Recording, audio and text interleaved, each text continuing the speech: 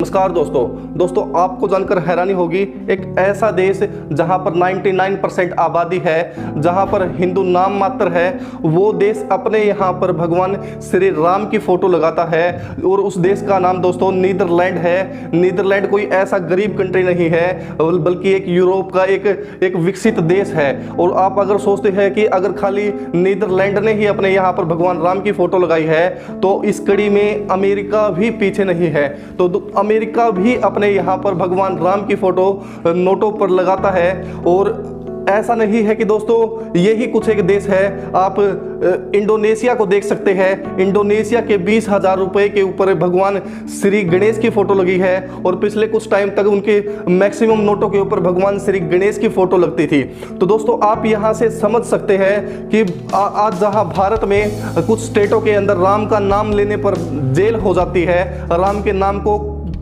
का नाम लेना यहाँ पर कॉम्युनल बन जाता है। ऐसा लगता है कि ये जो सारी की सारी जो सनातन संस्कृति का जो ये सम्मान है, ऐसा लगता है कि भारत से ज़्यादा तो विदेशों में इन संस्कृति का, हमारी हिंदू संस्कृति का सम्मान है। तो फिर आपके मन में एक प्रश्न आ रहा होगा, एक क्वेश्चन आ रहा होगा कि भला इन देशों का हमारी सनातन संस्कृति से क्या कनेक्शन है। तो मैं आप लोगों को बताना चाहूँगा कि बिल्कुल डायरेक्ट कनेक्शन है सनातन संस्कृति का दुनिया के सभी देशों से।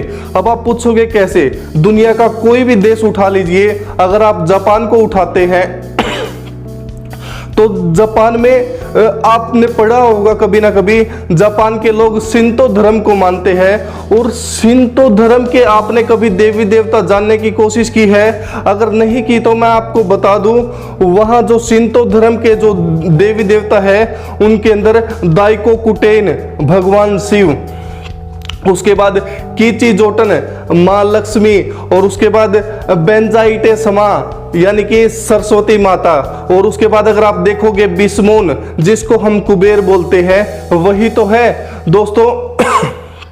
उसके बाद यहाँ पर त्रिदेवी का भी जिक्र मिलता है, जो जिनमें एक माँ काली है, माँ लक्ष्मी है और माँ सरस्वती है। ये और कोई नहीं दोस्तों, भगवान शिव की पत्नी जिनको शक्ति कहा जाता है, वो माँ काली है।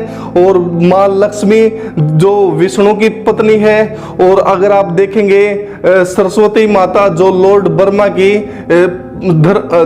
ब्रह्मा की जो पत्नी है। दोस्तों ऐसा नहीं है कि खाली जापान में ही, बल्कि आप किसी भी देश का एग्जांपल ले लीजिए, Canada, Brazil, Peru, Chile, Mexico, America, ऐसा कोई देश नहीं है। अमेरिका के लोग मानते हैं कि ये जो देशों के मैंने आपको नाम बताए, अमेरिका क्यों सभी देशों के लोग मानते हैं कि Brazil, Peru, Chile, Venezuela, America, Canada, Mexico, इन सभी देशों के अंदर आज से लगभग इन सभी देशों के अंदर किसी समय में इंका और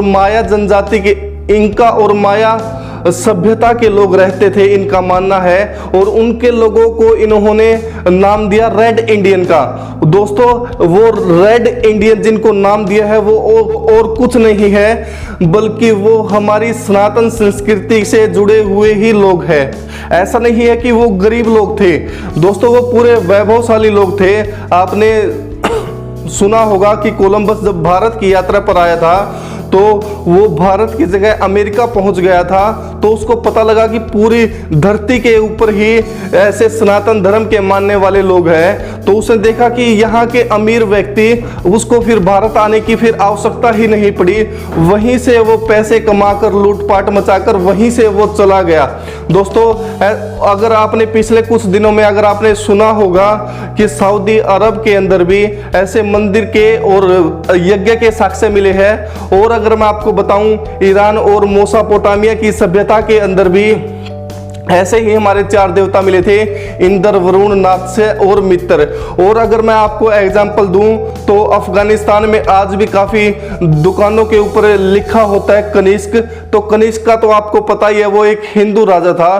तो दोस्तों इन बातों से साबित हो जाता है कि किसी समय पर पूरी धरती के ऊपर सिर्फ एक ही धर्म था, और वो था सनातन धर्म। अगर आप चंगेज खां को भी उठाकर देखें तो चंगेज खां ने हालांकि भारत के ऊपर कभी उसने आक्रमण नहीं किया, लेकिन अगर उसकी कब्र और उसके आसपास की कब्रों को देखें तो वहां पर आपको त्रिशूल और संगी मिल जाएंगे। एक्सपर्ट बताते हैं कि वो किसी तेंद्री नाम के धर्म को मानते थे। दोस्तों वैसे ये तेंद्री वगैरह कुछ नहीं है। भारत में जो तंत्र के देवता है भगवान शिव, उस तंत्र का अपभ्रंश यानी उस तंत्र को नाम बिगाड़कर तेंद्री नाम रखा गया, वो और कुछ नहीं है, हमारे भगवान शिव का ही धर्म है। तो आपको पता लग गया होगा आज इन सब बातों से कि कैसे ये जो सनातन धर्म है पूरी धरती के ऊपर अकेला यही धर्म था। मुझे गुस्सा आता है उन लोगों के ऊपर जो कहते हैं कि केवल भारत में ही लोग राम राम राम राम चिल्लाते हैं, विदेशों में क्यों नहीं चिल्लाते। तो इन चीजों से साबित हो जाता है कि पूरी धरती के ऊपर किसी समय पर सनातन धर्म ही था। अभी कुछ टाइम पहले एक चार्ल्स नाम का वैज्ञानिक था, उसने बताया कि अमेरिका के अंदर काफी जगह ऐसी है जहां पर एक वानर टाइप किसी चीज की मूर्तियां मिली है जिसकी लोग पूजा करते थे। दोस्तों वो और कुछ नहीं, जैसे हम यहाँ पर हनुमान की पूजा करते थे सेम टू सेम वही मूर्तियां है। और तो और वहां पर योगी की मूर्ति मिली है अमेरिका के अंदर, और योगी की ही नहीं ऐसे ऋषियों की मूर्ति मिली है, ऋषियों की आकृतियां मिली है जिनके हाथ में कमंडल है। आपने हमारे साधु संतों के हाथ में एक लोटा टाइप शेप का एक वेसल देखा होगा, वो वेसल जिसको हम कमंडल बोलते हैं, बिल्कुल एग्जैक्ट 100% वही कमंडल अमेरिका के अंदर जो आकृतियां मिली है उनके अंदर भी है। तो दोस्तों मैं आज आपको इन्हीं चीजों के बारे में बताना चाहता था कि पूरी दुनिया का ही जो कनेक्शन है वो सनातन धर्म से है, लेकिन जरूरत है आज इन चीजों को गहरे तरीके से समझने की। अगर आप सोचते हैं कि आज इस दुनिया में भला सनातन धर्म की क्या आवश्यकता है, जी नहीं दोस्तों, वो एक आर्ट ऑफ लिविंग थी और उसी की बदौलत आज हम जिस आधुनिक दुनिया पर इतना घमंड करते हैं इतने ही। तो दोस्तों मैं आपको बता दूं ये सारा का सारा जो ये आधुनिक दुनिया का श्रेय है वो भी इन्हीं सभ्यता के लोगों को जाता है, क्योंकि इन सभ्यताओं के कारण ही हमारी काउंटिंग आगे चली। आपने सुना होगा जीरो का आविष्कार आर्यभट्ट ने किया था, घंटा किया था जीरो का आविष्कार आर्यभट्ट ने।